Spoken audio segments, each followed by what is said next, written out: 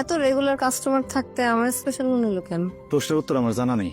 গয়না তো ভালো বানানো শিখছেন, অভিনয়টা শিখতে পারেন নাই। আপনার চোখে তো আমি অন্য কিছু দেখতেছি। হয়েছে আর লজ্জা পাইতে হবে না, আসেন নিজের হাত দিয়ে আমার নুকুটা পরে দেন। মানুষে দেখলে কি মনে করবো? এই ধরনের সুযোগ কিন্তু জীবনে বারবার আসে না। মামা আব্বা, প্রতিদিন কিন্তু এই কাহিনী আমার একদম ভালো লাগে না। আজকে তোমার একটা বিচার করতে হইব। কি হয়েছে কি?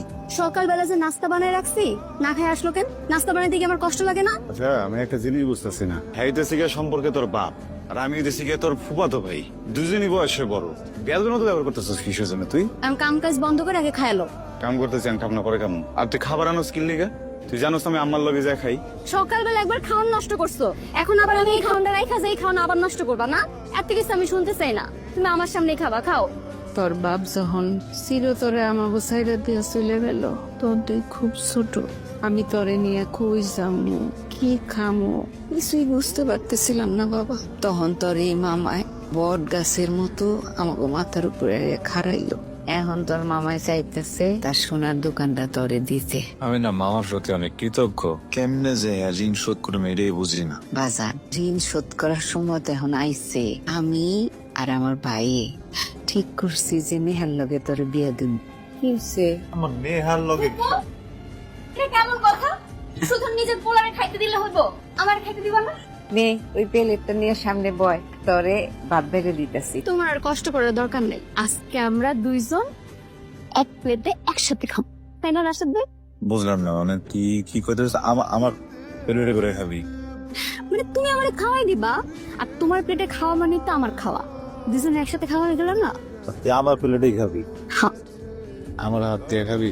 কইলাম তো হ। এমনি করে তো খাওয়া যাবো না, খালি আকল লইব। চোখটা বন্ধ করতে হবো না, চোখটা বন্ধ করে আবার হ্যাঁ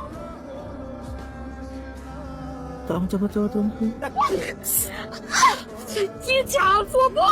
আব্বা দেখো না, তোমার বোনের পোলা আমারে কেমনে কাঁচা মেচা খাওয়াই দিল। সরি। আমার উপরে আপডেট কি রেডি হইছে? হইব না, যে প্রেসারের মধ্যে রাখছিলেন দেখেন ডিজাইন কেমন হয়েছে।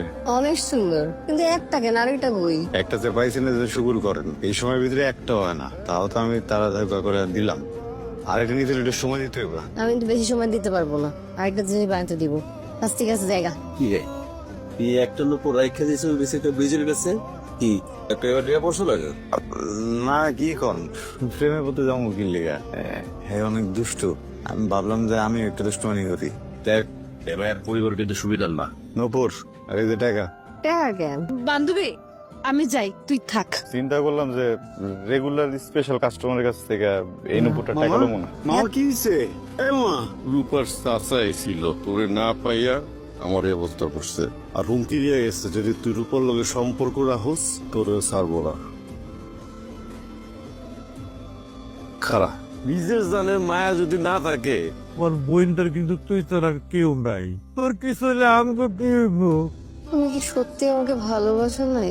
বিষয়টা ভালোবাসার না বাসার না, বিষয়টা পরিবারের। রূপা পৃথিবীতে না পরিবারের উপরে কিছু নাই, বুঝতে পারছো? আমি তোমার কেউ না? হ্যাঁ, কইলাম না পরিবারের উপরে কিছুই নেই। আমার জন্য আমার মা সবচেয়ে বড়, তার জন্য আমি সবারই ছেড়ে দিতে পারবো। রাশেদ তুমি কিন্তু বুঝো আমি কিন্তু সত্যি বিয়ে করে ফেলাবো। করে ফেলাও। কিভাবে একটা মানুষের যাতে তুমি সব ভুলে গেছো? এই কি হয়েছে তোমার? হ্যাঁ, বাংলা বোঝো না তুমি? করে ফেলাও বিয়া। এই পৃথিবীতে আমার মার থেকে বড় আমার জন্য আর কেউ নেই, বোঝা গেছে? বুঝছো?